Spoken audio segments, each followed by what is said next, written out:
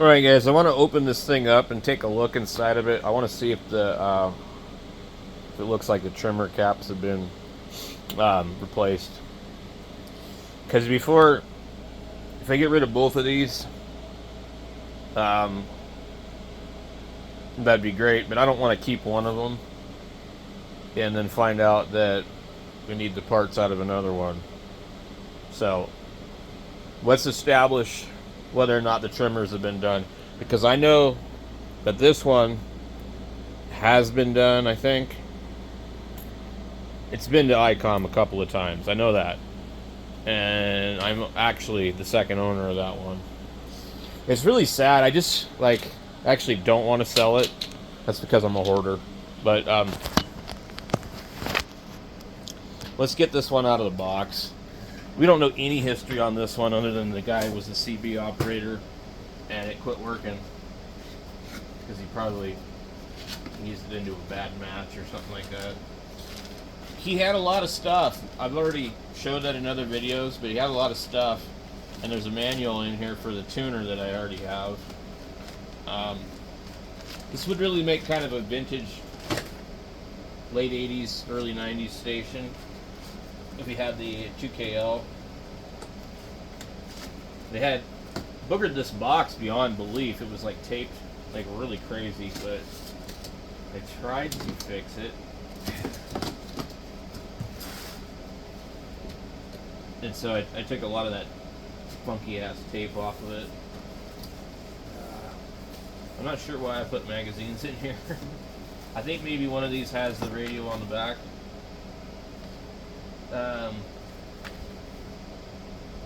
What date is this? June 1988. Yeah, it could be in this one.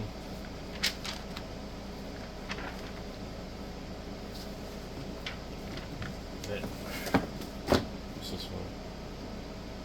It's a Kenwood in there. Oh, the 781. Dude. Okay, that's the radio I want. So if you got one of those, I'll take one of those. Yeah, that's the radio that shaped the future of how everything was going to be. And a lot of guys had these burn out and they put in, I think, just like a TFT monitor. Anyway. Oh, this one's got everything. I forgot about that. Yeah, so it's definitely the original cord for sure. You get those fuses. And this, so that's cool. Is this going to be an HM12 probably? Yeah. So this is an HM12, which means the up and down off buttons. Some of them had that, some of them didn't. It's the same as an HM36. It's a little darker in color. Actually, this is the wrong microphone. It was a microphone I picked up and I put in the box. Because I remember now, this radio came with the wrong microphone also. It came with a DTMF microphone. This is not, so this is supposed to have an HM36. An HM12 is the same but different. You can turn off the up and down buttons. So I wouldn't include this mic with it. In fact, pretty much what I'm hoping to do is sell these to somebody that's already got Icoms.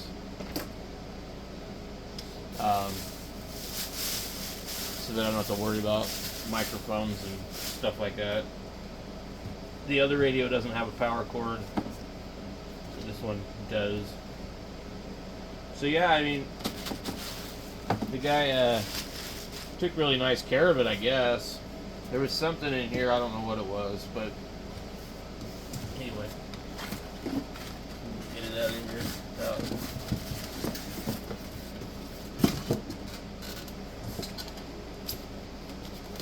Getting too crazy. I'd like to set this back in here how it's supposed to go.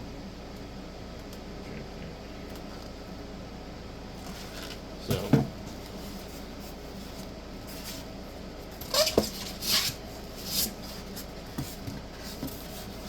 That way I don't have to guess. I'm like, oh, which way is it supposed to go? Okay. So this one's a lot nicer than the other one, but I think that it doesn't work on 10 through 12 because it's been boogered.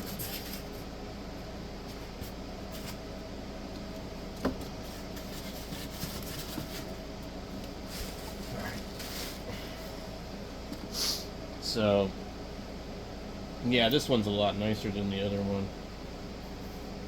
Way nicer. So I think what I might do is go ahead and keep this one and just sell the other one. That was kind of my plan all along. But I know this one's got something wrong with it too, so I just haven't had the desire or want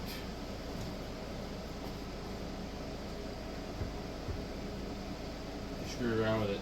Yeah, the paint on this one actually looks a little different.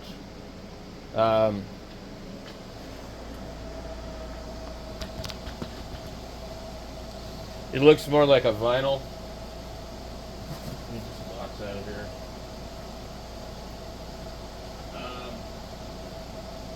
Yeah, I wonder if there's a serial number on the box. You know how Icom does it. Okay. So it looks like 287 or 024. 287 or 024. So I'm going to see if we have a serial number that matches the box.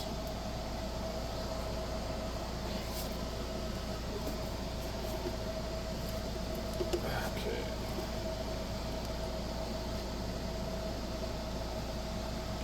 Yep, 09024 is the serial number.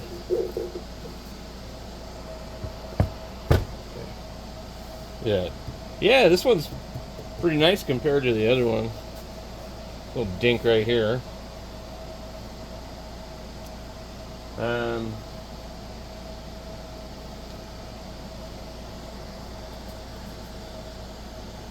It's also got a new style Icom battery in it.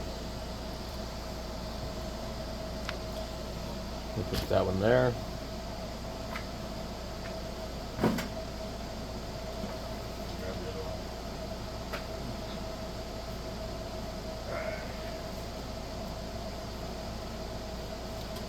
So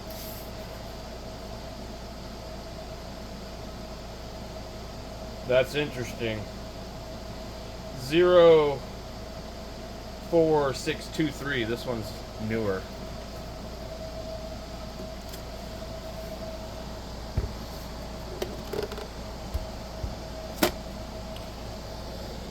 So that makes this other one a what is it? I want to sit.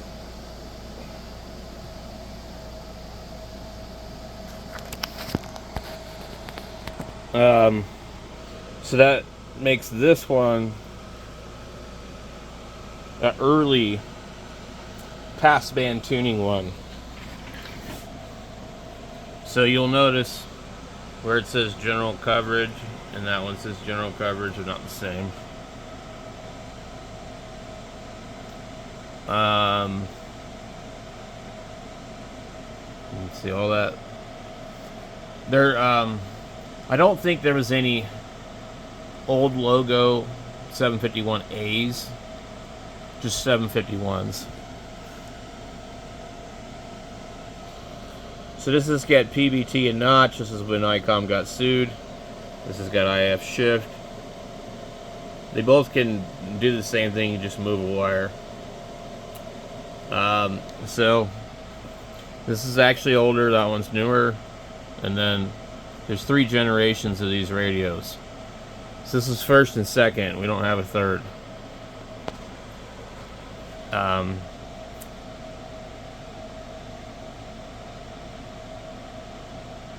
They always get scratches and dings on the bezel. The bezel is completely made out of metal on these.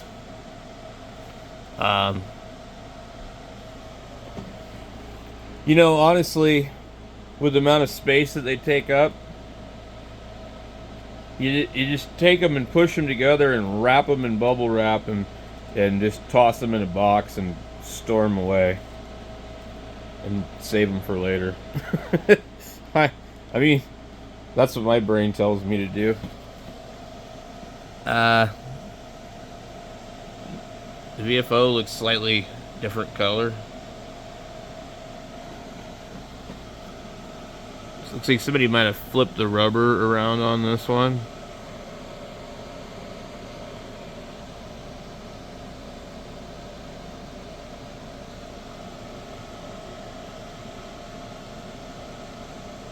I think the rubber's backwards on that one. I don't actually dare pull the rubber off because somebody might have glued it on there. But anyway, this is a tag Icom puts on the radios. Back they used to. So this one's got scratches here. This one's got scratches there. It's got lots of stuff here. It's been moved around and banged around into stuff, and a lot of people set stuff on top of radios, and I try not to do that. This one looks pretty good on the bottom.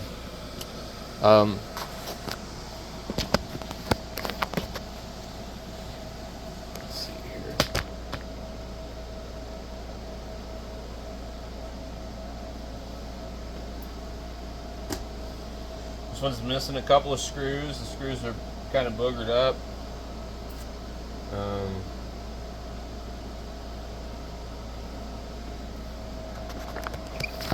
Let's see here. So this one was purchased in 1989 when it was about $3,000 when it was new. They were not cheap.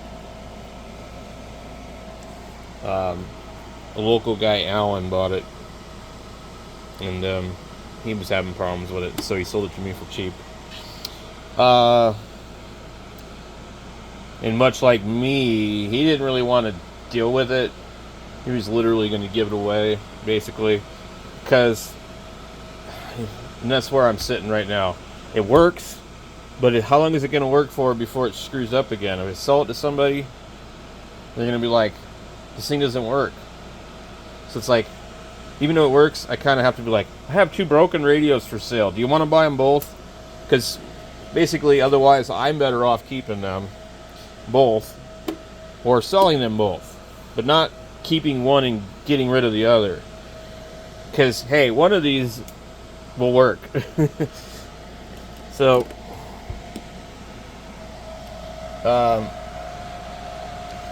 yeah, Alan's a pretty cool guy. Anyway.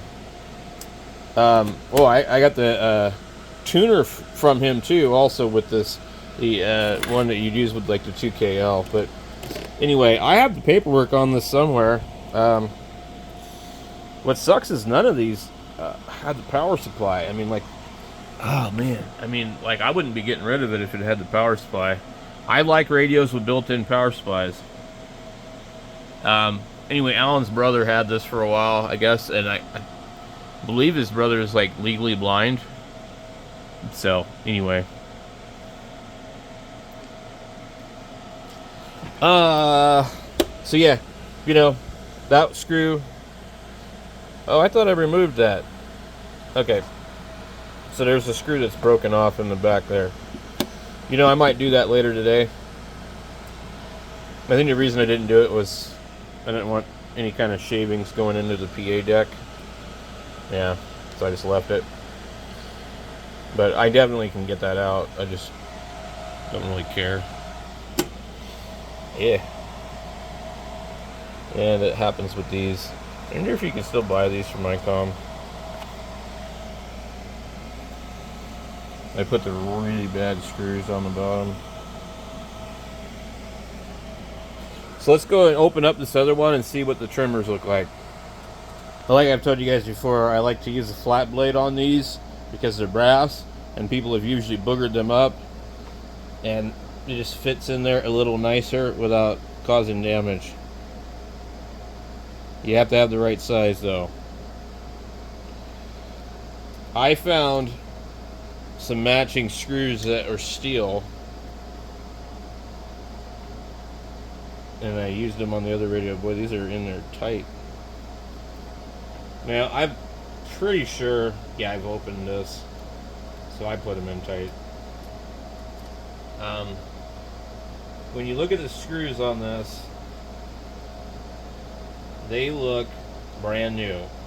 So when I first got this, I was like, this guy's never had this thing open, but they did. Look at these.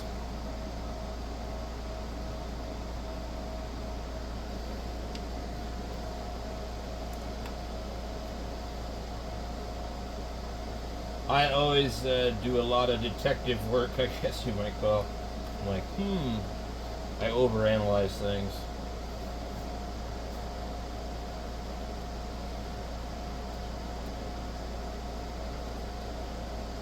So, we'll see. I suspect this might have the original trimmers, which makes it a bad radio, in my opinion. Because the original trimmers had plastic, and there's wax in there, and the wax would migrate into the trimmers, and you'd end up with a problem. The radio would drift, or have warble, and other problems. And these screws look really nice. The legs on this one are also cracked. I'm noticing the side feet are cracked.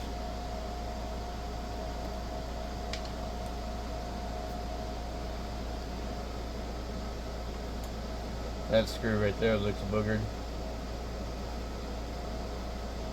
Yeah, I think there was like only really like one or two screws that were kind of boogered.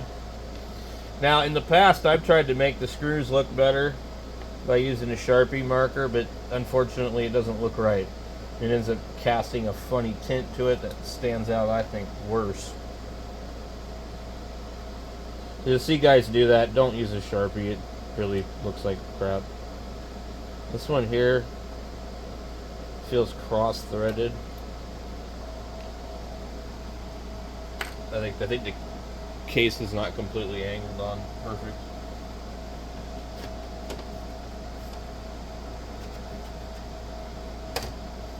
Okay. All right. Now, I can tell you right now that I wiped this clean, because what I do is I use Armor All, and I use that kind that has the scent, so it gets rid of the smell. None of these have been smoked or anything like that, but we're going to go in here with the meter too. We want to take a look at this battery while we're in here. These have volatile RAM.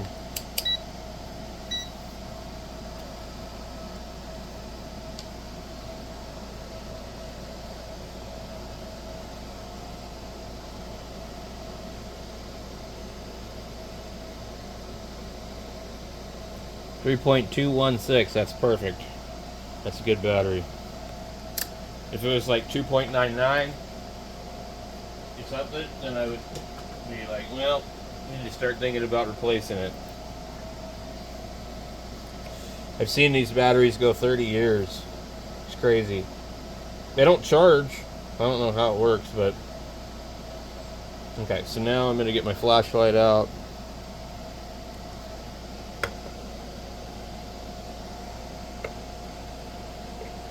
Yeah, these are plastic.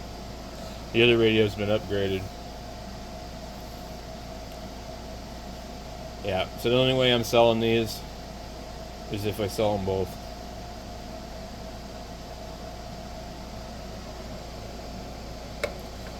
I was having a discussion with somebody else about the radios, but now that I've looked in here, so this one is likely to have problems because of those trimmers. You can't get those trimmers anywhere that I'm aware of anymore, and the other one's been done. And they might not be plastic, but they look different than the other radio. The other ones are like red.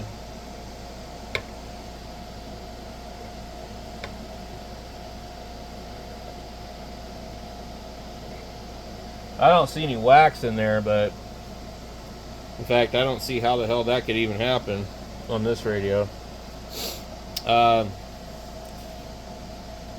that's the number one problem with this radio, that and the battery. So, yeah, for me, if I'm going to sell them, they both got to go as a pair. This is probably the better radio, but the other one's been worked on at Icom. Like, honestly, if I was going to keep the one, I would keep the other one. It's just, you know, because here's the thing. If you were to just have one, you'd probably want to swap this main board for the other one. And that just seems kind of stupid. But this being a little cleaner and has the PBT silk screen, yeah, this would be the one, but not with those trimmers. So it's kind of one of these things, like, it's for somebody that wants a project and they need both of them. This one here, I got in the back here and I cleaned the relays on the filter board, and 10 through 12 meters came back. So the guy that had it didn't want it because it didn't work on 11 meters anymore. And it worked on, when I got it, it worked to, I was like, oh, this thing works. Well, I tried it on like 80 first. Well, then I went up to 10 and it didn't work. I'm like, oh, okay. So, and then I think at one point in time, the problem remanifested itself. So, I can't turn around and sell it because I'm pretty sure that somebody's going to have a problem with it. I had a 761 I got rid of. It was the same kind of thing. Every once in a while, the display would just do this weird glitch, and you'd have to turn the radio off. And I ended up selling it as parts because it was like, you can't guarantee that that radio is going to work. And I know myself, I don't like buying a radio thinking it's going to be good, and all of a sudden it does something new or weird. Like I had a Pro 2. I traded a broken 1000 MP for it, and I got it home and I was using it for a while. The guy was really cool, it seemed like. Told me everything about it. He said he got it, you know, it was donated to the Cub Scouts or something, and they just weren't interested in the radio. He ended up with it. There's a guy named Michael Pay down in Tucson. And if you're watching the video, hello, but you didn't tell me about the JB Weld on the RIT knob that was busted off. But yeah, he was a nice guy, but I gave him full disclosure on the other radio. The other radio had all kinds of problems, and it was kind of weird because a guy I knew from online, he was from Washington, a guy named Dan. I traded ALS 500 for his 756 Pro that had a bad tuner, but he didn't tell me about it. I fixed the tuner. I traded that radio to some CB guy who had the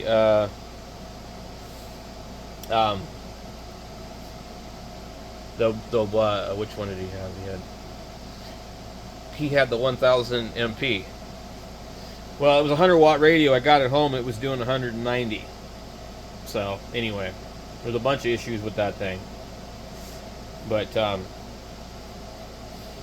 I had to go through it, and it didn't align right. Something was wrong with it, and I told the guy when I traded him, something's wrong with the radio. I think it's been in a flood, and it's got problems, and every once in a while it jumps frequency. And he was like, that's okay, I'm going to send it out to get fixed. I just want it because it has my initials MP. And so we traded. I drove all the way down to Casa Grande to trade him. And got home and found out that knob was crooked. And I'm like, I pulled it off and I saw a big glob of JB Weld, and it was all over. It was on the faceplate and everything. So I had to order one on eBay and tear the radio apart and change it. I don't like surprises like that. Just tell me the truth. So when I get rid of a radio, I want people to know the truth. You know, I don't hold back information. If it means nobody's going to buy it, oh well. Anyway. Yeah, I don't know what to do with this one. It'd have been really cool if it had had the trimmers done, but I'm pretty sure those are not done. So, if you were to take and do this whole deal, well, you'd probably want to swap that board into this chassis, which I don't think is hard to do because I think everything just plugs and plays. In fact, you don't even have to swap them both, just this one. But I wonder, you know, being the two radios are different, I wonder if you'd have like an alignment issue, you know what I mean? Because who knows, you know, something's off on this one that was, the other part was compensated for.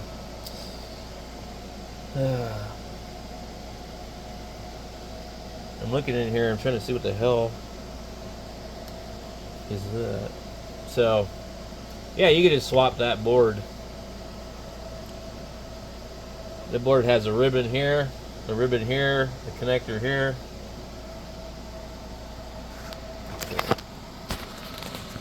You'd swap that one there, that connector here, that ribbon, that connector, and then that one there. And then these two cannot be swapped from the board. And that one's just a jumper on the board. So you have to locate this one, which goes into here, and you just undo it in there. So yeah, you could totally swap that board, but at least if I can show you what I'm seeing in here, why I believe that these are plastic. Maybe.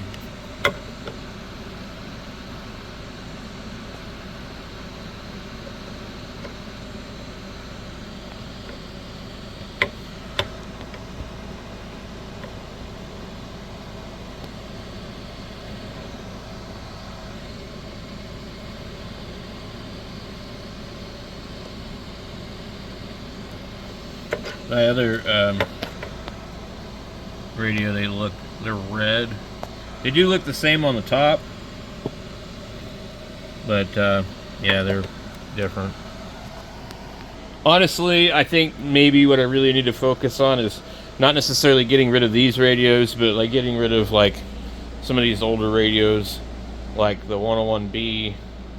Now, I love the 101B, and it was my first 101. And I bought it from a guy in Washington State, and it came with a lot of extra stuff, but I don't use it. And then this one here works, but I don't use it. So the reason I want to get rid of that 101 is because I've got these two other ones that are nicer. They're E's. I don't ever buy a double E. I don't know why people think the double E is better. I see like the Yaesu group, and they've got like on the top a double E. You know what double E means? It means extra economy, extra cheap, extra crap that's been removed.